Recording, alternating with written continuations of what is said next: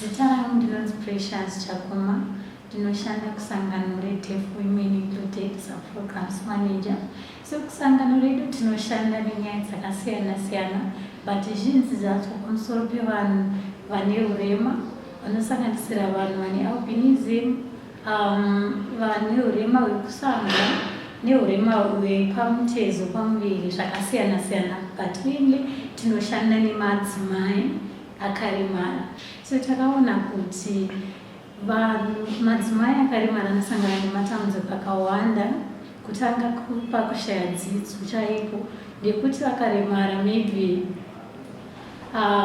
vanoshayiswa mukana kana kuti vanogona kushaya zvikoro zvinoenderana neurema hwavanenge vainawo. Mamwe matambudziko anosangana nemadzimai akaremara anosanganisira even mhirishonga dzemudzimba yatinotiyo pachirungu gender-based violence. Gender-based violence takaona zvekare muZimbabwe kuti iri kunyanya zvekare kuwandira kune madzimai akaremara. Tozotarisawo pakuti ichiwandira ikoko vari kusanganawo nematambudziko ekuti havasi kuwana chatinoti justice pachirungu, kuti vange vachitongerwa mhosva dzavo, kunyange vanenge vaita zvakaipa vanenge vachipora kodzero dzavo vange vachivharirwa nekuda kwekuti pane urema hunosanganisira kuti pane kusarudzwa kunosanganisira nemadzimai akaremara. Tozoita yatinoti zvekare communication breakdown yekuti maybe mudzimai akaremara asinganyatsonzi asingagoni kutaura. Saka nguva zhinji tinoona kuti akange achiporerwa kodzero dzake zvakaomera kuti ainge achibuda pachena achitaura kuti ndinhingi, uyu ndiye akatyora kodzero dzangu, kana kuti uyu ndiye akandiabusa, nekuti haakwanisi kutaura. Ende titoona kuti maservice providers atinawo muZimbabwe zvekare anogona kunge asingakwanisi kunge achitaura nemudzimai asingatauri, asinganzwe, nekuti haana kudzidza yatinoti sign language pachirungu. Saka tiri kuti kushayikwa kuwanikwa kwecommunication breakdown iyo yatinayo muZimbabwe kuri kuwedzerawo zvekare matambudziko kumadzimai aya akaremara, nekuti haasi kukwanisa kunge matambudziko avo achinzwikwa pajekerere sezvinoita mamwe madzimai. Then totarisa zvekare panyaya kuwaniswa kwemabasa, mikana yemabasa muZimbabwe. Tinoona zvekare kuti madzimai akaremara ane dambudziko guru, zvakamaomera kuti vawane mabasa, tingati kumakambani, kumaorganizations ari muZimbabwe, nenyaya yekuti vane urema, nenyaya zvekare yekuti tikatarisa muZimbabwe right now kune yatinoti high unemployment rate. Saka taone zvekare kuti kuwana mabasa kwemadzimai akaremara kwakaoma zvikuru, nekuti ane urema hwaanawo. Urema uhu hunogona kunge huchida yatinoti assistive devices. Semuenzaniso tinogona kunge ari mudzimai akaremara asingakwanisi kutaura kana kuti asingakwanisi kunzwa, kuti aende kunotsvaga basa pane any company or organization anoda mubetseri achazomutaurira, achamuinterpretera zvinhu zvake, kana kuti achamubatsira pabasa rake. Kana kuti anogona kunge ari mudzimai asingaoni, anoda mubatsiri achamufamba naye kuti asvike mukambani imomo, anoda mubatsiri. Toona zvekare kuti makambani maorganizations emuZimbabwe atori yatinoti disability unfriendly, yekuti zvakaoma kuti vanhu vakaremara vange vachisvika panzvimbo iyoyo. Kana zvese zvinoshandiswa pakambani, tingati maitirwo ebasa anogona kunge akaoma zvekare kune mudzimai akaremara kunge anga achimaita nyore-nyore sezvinoenderana nevamwe madzimai vasina kuremara.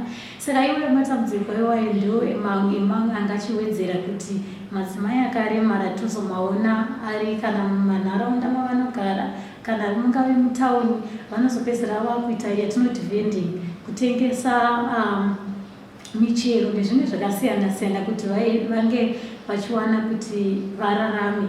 Asi ava vatori vanhu vekuti vakawaniswa mikana vanokwanisa kunge vachishanda zvakaenderana nevamwe nemadzimai asina kuremara. Saka isusu sesangano redu reDeaf Women Included takaona zvakakodzera kuti tiite project yatiri kuita inonzi Economic Empowerment for People with Disabilities in Zimbabwe, yatakatanga kuitira vanhu vakaremara muno muHarare. Project yedu iri pamwe chete yatinoti site savers is our supporter. Tiri kushandawo zvekare neMinistry of Public Service, Labour and Social Welfare. Tiri kushandawo zvekare neorganization Food Peace neNASCO. Ndo vatiri kubatsirana pamwe chete kunge tinge tichiti project ienderere mberi uye ikwanise kusimudzira madzimai nevanhu vakaremara muno muHarare. Saka project yedu iyi tine macourses atiri kutanga kudzidzisa madzimai aya nevanhu vakaremara. Macourses aya akakosha nekuti ndiwo anenge achishandiswa kana vachinge vawana mabasa mumakambani, mumahofisi kana mumaorganization avanenge vazotsvaga. Saka tiri kuti isusu tavadzidzisa macourses aya anogona kulasta maybe zvekusvika kuna 3 months kana 4 months zvichienderana nekuremara kwakaita mudzimai kana munhu iyeye, because tinovapa time yekuti vange vachiita zvichienderana neurema hwavo kusvikira vabudirira. Saka tiri kuti kana vapedza macourses iwayo tava kuvabatanidza nevanhu vatingati mamentors pachirungu. Vanhu ava takavatsvaga from macompanies atinavo here muZimbabwe anosanganisira RBZ, anosanganisira naBank KBC, anaNet1, Econet. Saka vanhu ava takati vatibatsire kuti vatibatsire kubetsera vanhu vedu vakaremara ava, vachivawedzera ruzivo pamusoro pemabasa avanoshuvira kuita nepamusoro pedzidzo dzavakaita yatinoti isusu mentorship pachirungu.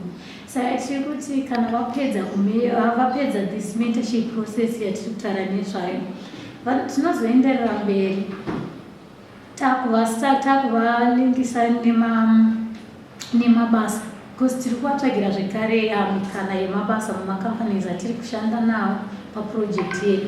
Saka tichazovati vasangane tichazovatsvagira mikana yemabasa kumacompany akaita sana Econet. Saka tiri kuti kana vachinge vapedza macourses atiri kuita aya, vanoenda yatinoti mentorship process yavachabetserwa nevanhu vane ruzivo kare pamusoro pebasa raanoda kuita kana pamusoro peshuviro yezvinhu zvaanoda kuita muupenyu hwake. And kana tinge tapedza izvozvo takumuchimubatanidza nebasa ratinenge tamuwanira kubva kumacompany atiri kushanda nawo zvekare muproject yedu. Saka seDeaf Women ndiyo project yatiri kuita pari zvino kuti tikwanise kutsvagirawo vanhu vakaremara mikana, nekuti takaona kuti vakange vachitsvaga vega mikana iyoyo yekuti vawane mabasa zvakavaomera. Saka zviri nani tikavabatsira at least vatinenge takushanda pamwe chete nemacompany anozokwanisa kunge ariwo achavadaidza kumabasa.